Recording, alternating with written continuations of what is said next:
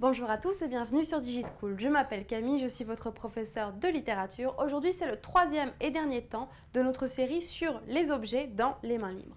Nous allons nous demander en quoi les objets subissent dans le recueil un traitement surréaliste.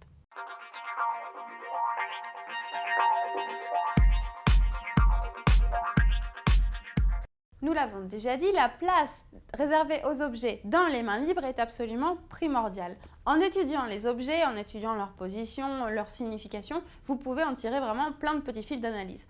On avait vu dans une première vidéo que les objets contribuaient à l'image donnée de la femme dans le recueil. Dans une deuxième vidéo, on avait vu que les objets témoignaient également de la présence de l'artiste en tant que personne dans le recueil. Aujourd'hui, on va vraiment se demander en quoi les objets témoignent d'un traitement surréaliste. En quoi les objets sont traités dans le recueil, sont considérés de la même manière qu'ils le sont dans d'autres œuvres surréalistes.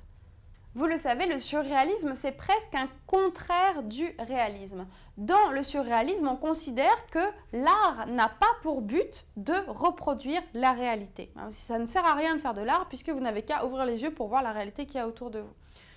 Donc, selon le surréalisme, c'est un contresens de représenter les objets, je ne sais pas, représenter le stylo, représenter le livre, de manière réaliste.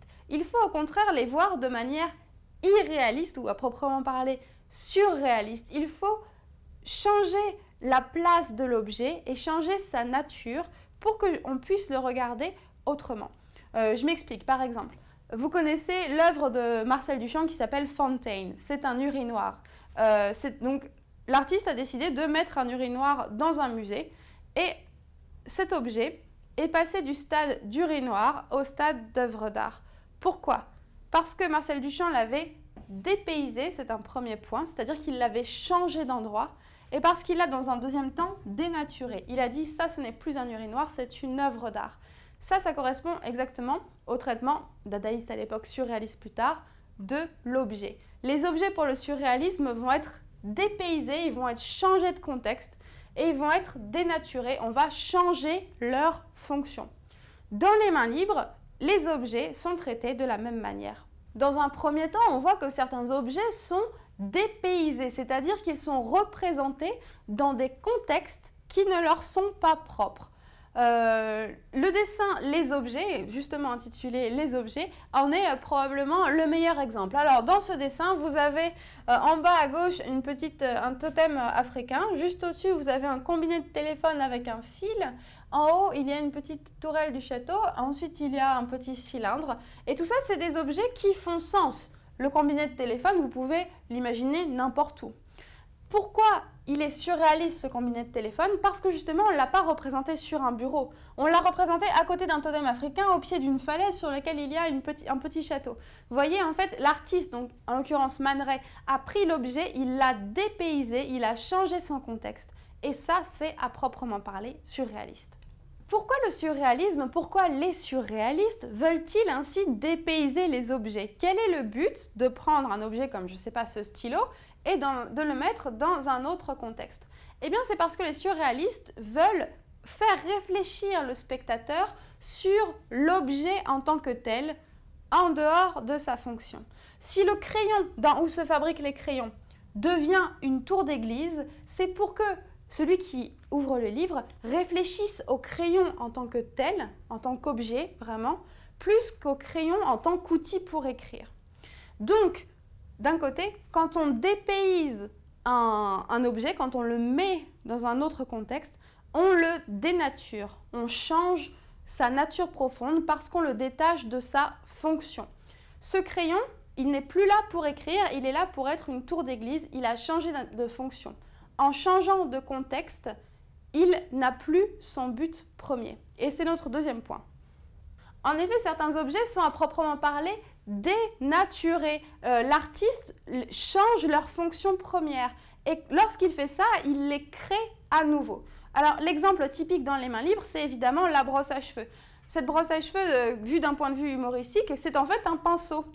Le dessinateur, en donnant ce titre humoristique, voudrait qu'on le considère comme une brosse à cheveux. L'artiste a donc changé la fonction entièrement de l'objet. Ce pinceau n'est plus un pinceau, c'est une brosse à cheveux. C'est Man Ray qui vous le dit, c'est comme ça qu'il faut le prendre. Et ça correspond également à un traitement surréaliste. Dans le recueil, Man Ray détourne donc de nombreux objets. On a vu ce pinceau qui devient une brosse à cheveux ou encore le crayon qui devient une tour d'église. C'est le cas également de Paul Éluard. Paul Éluard se sert de la métaphore, cette figure de style qu'il utilise beaucoup, et par le biais de la métaphore, il détourne certains objets. Exemple, les 2 premiers vers du poème Nu. Prends garde, on va te prendre ton manteau, ton lit, le tuteur de tes nuits.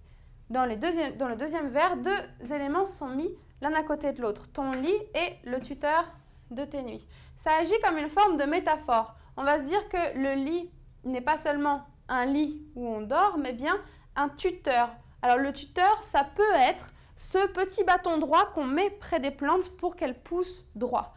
Alors, à partir de là, par le biais de la métaphore, le lit, c'est pas seulement l'endroit où on se repose, mais c'est l'endroit qui nous forme, qui aide l'être humain à prendre forme, comme le tuteur aide la plante à prendre forme. Donc voilà, Paul Éluard, j'ai pris cet exemple-là, j'aurais pu en prendre plein d'autres. Il détourne également de nombreux objets par un biais, à proprement parler, par un traitement, je veux dire, surréaliste. Pour conclure, un dernier point. Pourquoi finalement le surréalisme dépayse-t-il les objets? Pourquoi cherche-t-il à changer leur nature? N'oubliez pas, il faut jamais perdre de vue que le surréalisme vise la création de nouvelles images poétiques. En prenant un objet, en le changeant d'endroit ou en prenant un objet et en le changeant de fonction, on va créer une nouvelle image poétique. Dans l'autoportrait de Man Ray, c'est typiquement le cas. Les fenêtres sont dépaysées. Normalement, elles devraient être dans le mur d'une maison. Ici, elles sont en face des yeux de quelqu'un. Elles sont aussi dénaturées. Elles ont changé leur fonction première. Ici, on ne peut pas les ouvrir, on peut juste regarder à travers. Et en dépaysant, en dénaturant l'objet, eh bien, l'auteur, donc le dessinateur ici, crée une nouvelle image poétique. Pourquoi créer ces nouvelles images poétiques? Eh bien, n'oubliez pas que le surréalisme se ressent, se vit comme une révolution artistique. Voilà, c'est tout pour aujourd'hui. Merci d'avoir suivi cette vidéo et à très bientôt sur DigiSchool.